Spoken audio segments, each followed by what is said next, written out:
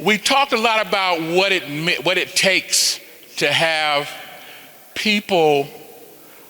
We described what corruption was. I think we even named some things, embezzlement, bribery, all those types of things. Dr. Larita even named a couple of organizations that exist and talk about, but there are other organizations in this region that may be of importance. The Economic Financial Crimes Commission in Nigeria, Global Transparency International, which some people in this room may not find such a great thing.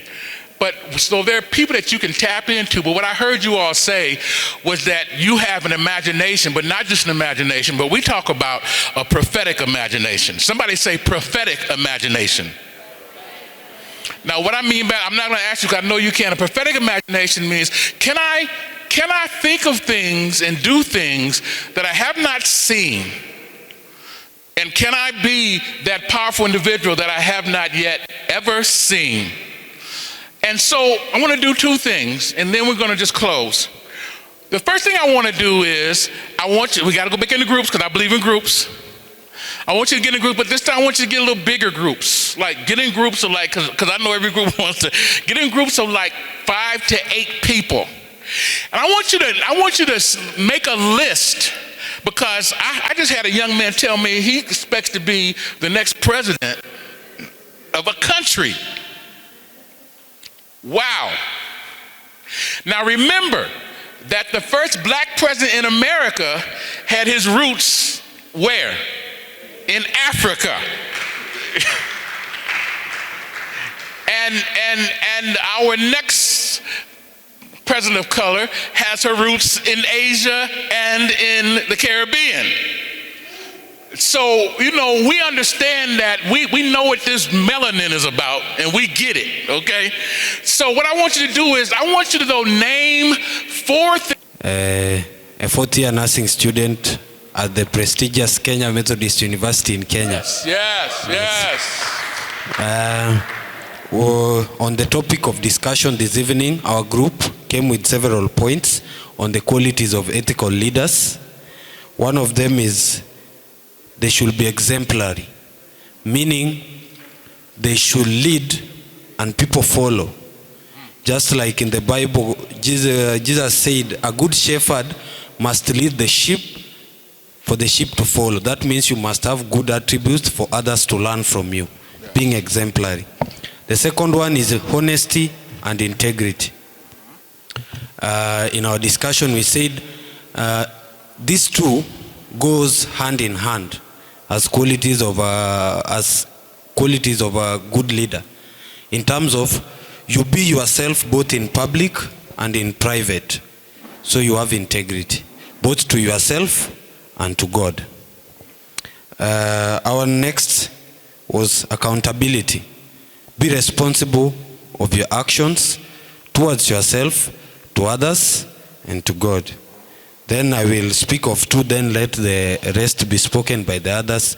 One of them, we said a good leader. One of the ethical qualities of a good leader is fairness and just.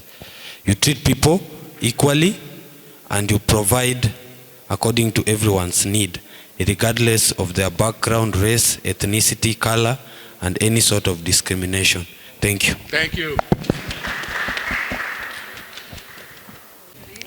My name is Joy Apella from Kenya, the university with the longest name, Jaramogi Oginga Odinga University of Science and Technology.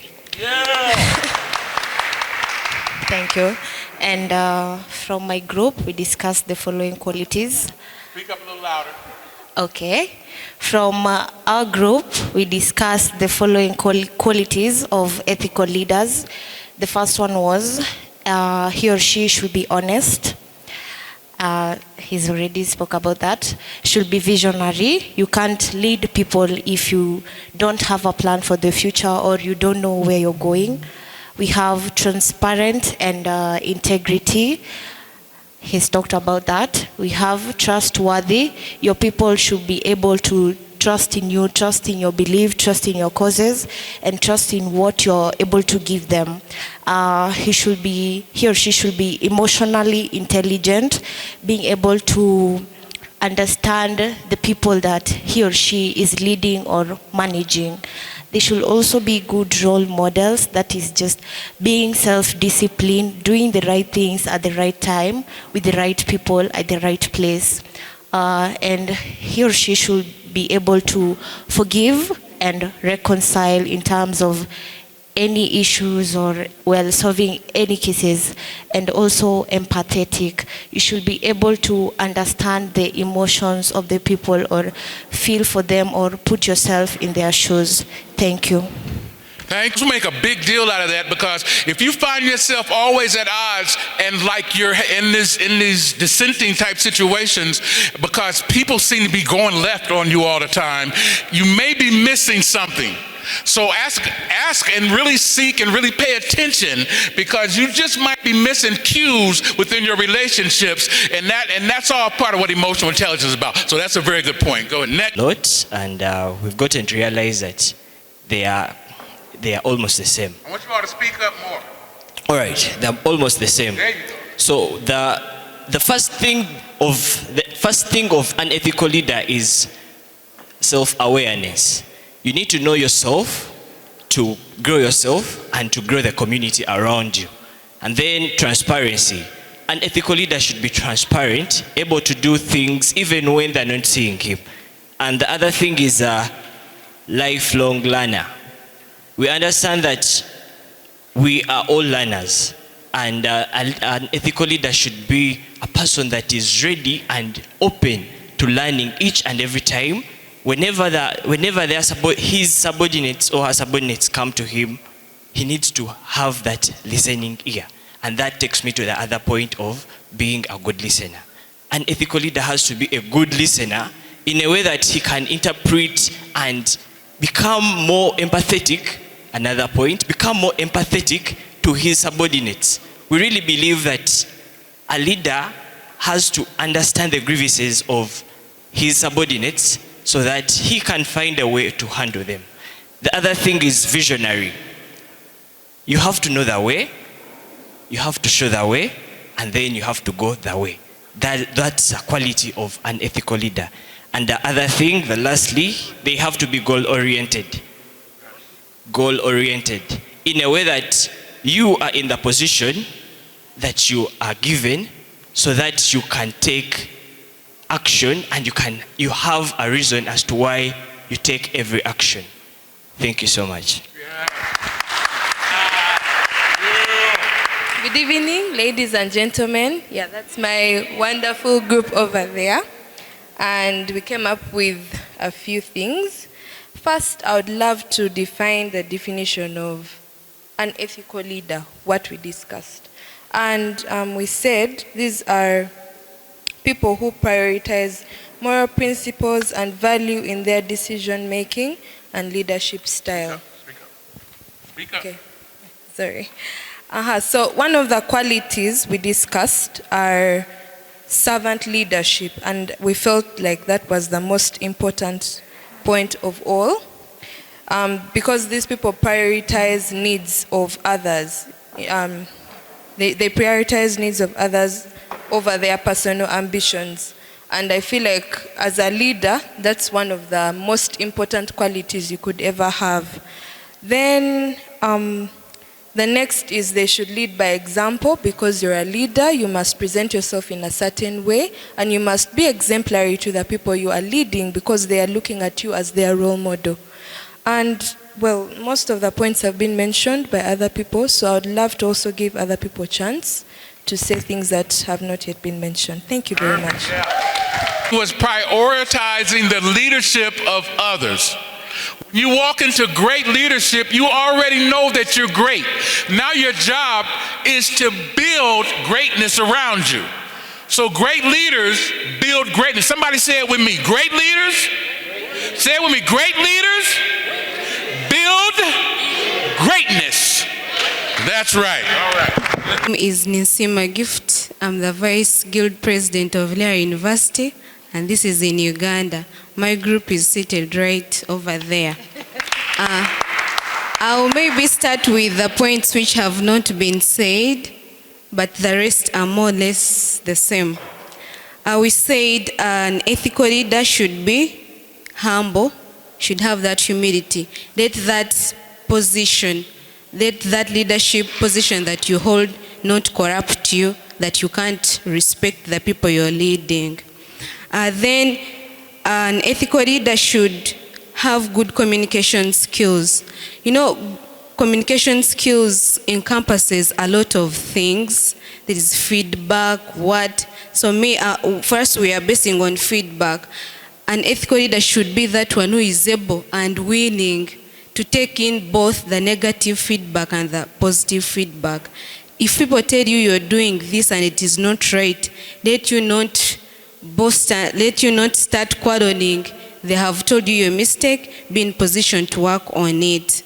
Then emotional intelligence, they've talked about it, empathy, at least be in position to reach out to people in case of anything, in case you cannot even help them financially and what. Have you as a leader, are you in position to comfort them? Then we said an ethical leader should also be knowledgeable. A leader who knows the way, goes the way, and shows the way to the rest. There is a saying that if you're all led by the blind person, you will all fall in the ditch. So even when you're choosing a leader, you choose someone who is knowledgeable. Then you also have honesty, transparency, accountability, trust, and all that was falling in integrity. Thank you. And I'm a Kenyan, a student from Moi University, Eldoret. You know, one of the setbacks of being amongst the last people to speak is that all the amazing points that you had have already been said, but I acknowledge that we are all in the same mindset, and I love that.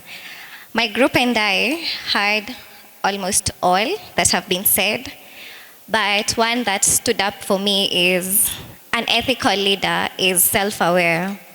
Why? Because he or she is going to be in a position to accept corrections, one, and to lead people from a point of, I get what you're saying, instead of, this is what I want you to do.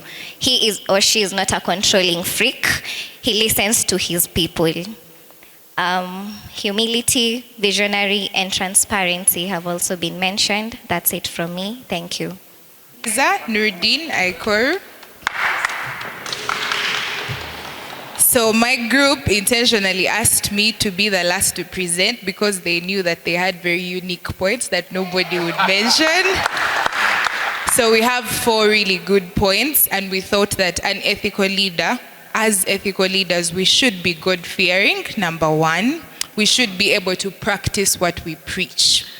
Then the second point is patriotism. Just being able to know your country, love your country, do things for your country is very required as an ethical leader.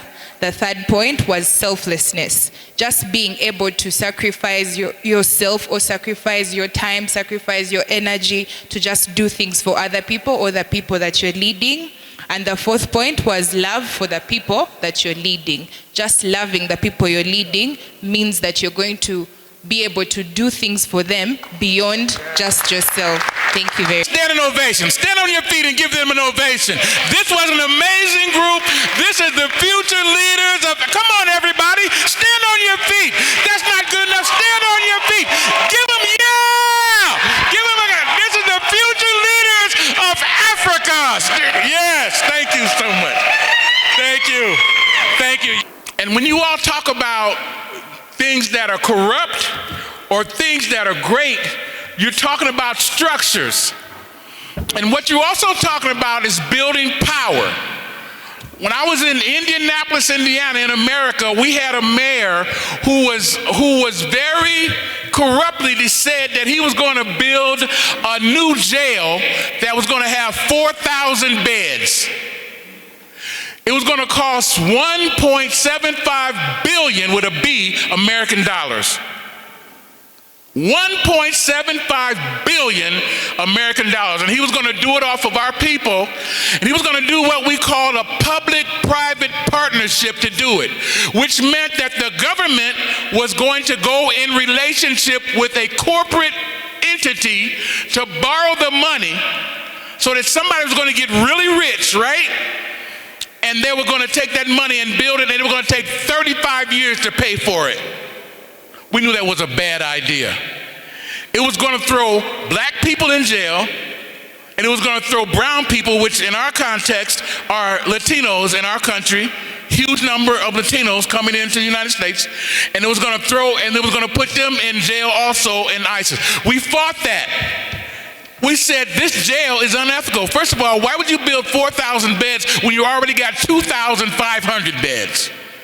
To put more people in, because we know if we build it, they will come. So we fought against that. We took people of faith. We took priests, imams, pastors, rabbis, and everybody, and put them in spaces. And we went to city councilors, and we began to train them on what it looked like to cut crime without putting more people in jail in this way that was going to just put money in the pockets of people who already had all the money. And when we did that, we built enough power because we began to talk to one another. We had meetings every week.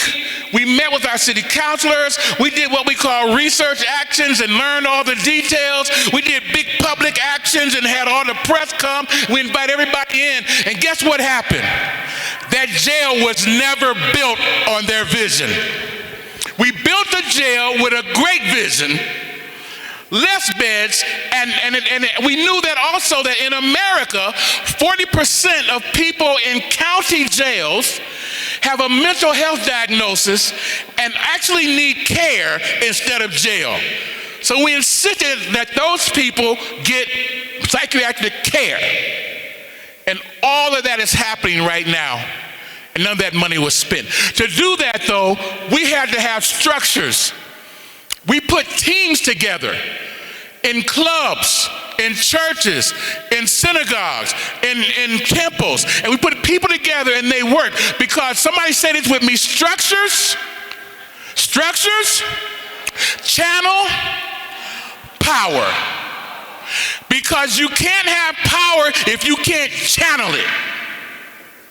If it's just out there. So we began to structure. So we have structures in faith. So what happened?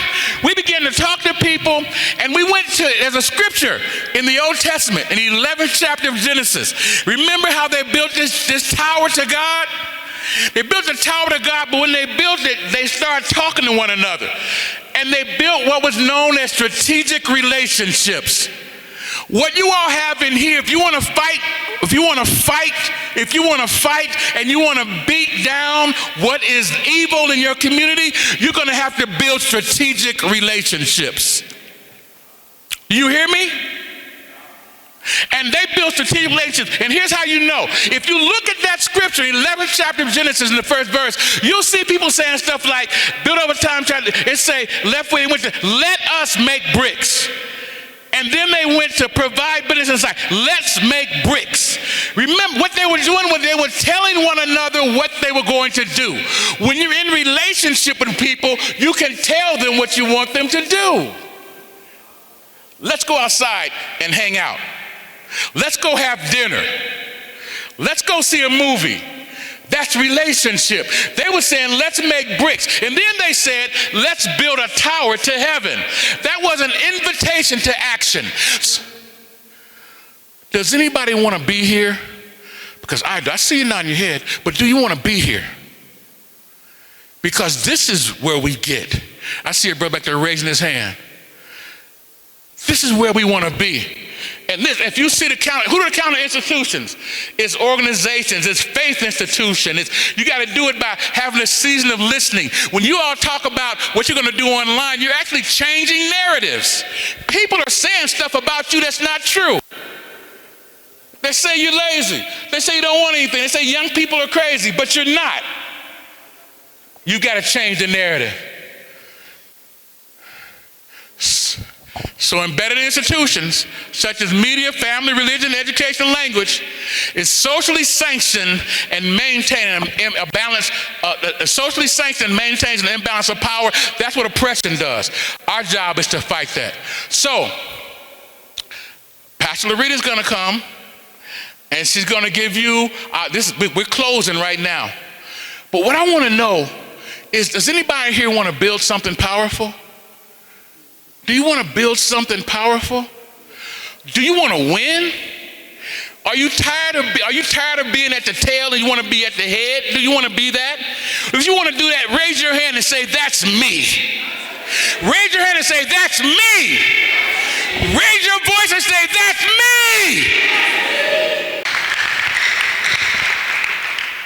me. Wow. Again, I just want to say thank you to the African Youth Leadership Forum, and to the Honorable Atima, and to the National Prayer Breakfast Committee, to the youth who played a part as well for us being invited to be your keynote speakers for this evening. It has been amazing. One of the things that I always like is to make sure that there is space created for young people, that there is space created for young ladies, that there is space that's created for all of us to have voice and to have presence. That's important, because all of us, each and every last one of us, regardless of our age, our color, again, our religious backgrounds, economical backgrounds, we have purpose. Look at somebody and say, you got purpose. Come on, say, you got purpose. Now touch yourself and say, I have purpose. Several years ago, God gave me a saying, and I hashtag it, and it's, I woke up to purpose. And what that means for me is, every day of my life, every time I'm getting up, when I'm faced with situations that may want me to compromise or go against my beliefs or my own personal convictions, or if today, I'm just not feeling it, I'm like, I'm not feeling it, I'm not up to whatever, I remind myself that I have purpose. I woke up to purpose. I woke up to purpose to do the thing that I have been called to do, to be in the places that I have called to be in, to interact with the people that I am called to interact with. And so as we close out, in organizing terms, and I saw you say yes when he said, do you know what a one-to-one? I saw some heads nod around that. But we do what's called a call to action. And with that call to action, one of the things that I first want you to do before I do this is pull out your phones. Hold your phones up. Hold your phones up. Put your phones up. Y'all know what song it is. Never mind. Okay. The first thing that I want you to do, because first of all, let's give it up for our media team that's been here. Can you all give them a hand clap? I know you had your phones, then you got to pick the phones back up. So we thank you all for that. But I want you to get your phones right now. They are filming, they're taking pictures. I want you to go to our YouTube page so you can follow, so you can see yourself, you can interact. It's called Global Impact Leadership Alliance. Global Impact Leadership Alliance. Click like, follow Global Impact Leadership Alliance, so that you can get notifications as they're uploading the content around all this brilliance that have been in this room. Global Impact Leadership Alliance. Then I want you to go to our Facebook page. It's the same name, Global Impact Leadership Alliance, and click like. You're going to see pictures of you all popping up on there. I want you all to share them. Also on Instagram, the same name, Global Impact Leadership Alliance. And then on Twitter, because I still like Twitter, and not to say X yet, it just haven't settled in, but it's also Global Impact Leadership Alliance. Click like, follow. You're going to be seeing things if they're not already up on there. Follow our page, stay in connection with us, and we want to stay in community with you all, and we are hoping to continue this relationship and build out something powerful. We know, again, that youth are powerful. You all said it earlier, youth are influential. And the last thing I'm asking you to do, because you have your social media platforms, I want you to tweet. Do they still say tweet for X? It's still tweet, even though it's not Twitter anymore. I want you to tweet, African youth are on the move. African youth are on the move. African youth are on the move. And then put hashtag AYLF and then hashtag Gila, which is J, that's you, GILA. Just making sure y'all was listening. African youth are on the move. African youth are on the move. So with the call to action, get involved.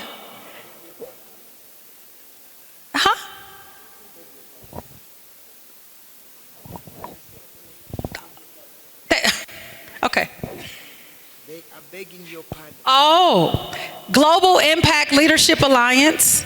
And for your tweets, your Facebook posts, your Instagram posts, because you can create it on an image, African youth are on the move. African youth are on the move. And I want you to put hashtag AYLF and then hashtag Gila. It's short for Global Impact Leadership Alliance. GILA. Y'all got it? So get involved. This is your call to action. Get involved, whether it's through youth councils, advocacy groups, social media activism, or organizing, local governance. Every young African have a role to play. Every last single one of you. The next one is hold leaders accountable. Don't shy away from speaking truth to power. Corruption only can thrive when good people remain silent. I'll say it again. Corruption can only thrive when good people remain silent. There's a saying in the United States, and it could be here too, and it says that is violence. And this holds truth. There's another one that says, if you see something, say something. Listen, the issue is, and Juard said it earlier, that saying something sometimes poses challenges, threats, and opposition. And so he asks you all, are you willing to pay a price for freedom? Anything worth having is worth fighting for, but there are strategies and ways to do it. Back home, we have like activists and different things, but a lot of times he'll describe it, you're screaming at walls, you're screaming at things, you have to have an agenda, you have to have your issue cuts, meaning that you have to have the things that you're going to raise and that you're going to organize around. Saying something will call for an apparatus to exist where leaders from various sectors who desire to have a country of peace, love, unity, equality, equity, and justice to band together. You all heard that earlier. Creating teams for powerful and long-lasting change that will impact generations to come. Then empower yourself. Equip yourself with the necessary skills, education, and leadership. The leadership training to become an effective advocate for change. And then the final thought, Africa's youth or the nations or the continents and the world, because it all starts here, no matter where we are. The goal that's in other places, right here. Mind right here, coming right from here. The greatest resource, and you have the power to make a lasting impact in the fight against corruption. Together, somebody shout together. Come on, together. We can ensure that integrity and accountability become the foundations of our society, the foundations of our community. Thank you for your commitment for being the torchbearers of transparency and integrity. Thank you for readying yourselves to be the next global leaders. The future of Africa lies in your hands. We have 5 nationalities here, and I have no doubt that with your leadership and dedication that this country and the world will rise to new heights. Thank you. Thank you. I'm here. And I think this is true also for my husband. One of the reasons that we continue coming to support this is because of three things. One, we're expecting that the things you are learning, you're going to put into your system and into your heart. So we keep coming back to make sure every time we know there are new student leaders, we want to keep impacting the new student leaders and hoping that the former student leaders continue with the things that they're starting with. Number two, we expect that within this group, you will continue to form your small groups. Why is that important? Because the higher you go, the colder it gets, the more lonely it is. So the people you start with today are the ones who will help keep you accountable, pray for you, stand with you, walk with you. It doesn't matter that one was a student president in Nairobi, the other one was in Kampala. In fact, that group accountability across the region continues to help you raise the boats. So instead of just raising one boat, we are raising the level of the water in all the lake. So that all of you, your leader in Uganda, in Tanzania, South Sudan, Rwanda, Burundi, all of you are speaking the same language, you're walking the same walk, and you're walking with each other, not against each other. And I think the third thing, and this is something really critical for us as African, and for you guys as African youth, is that you begin to learn the skills of reconciliation.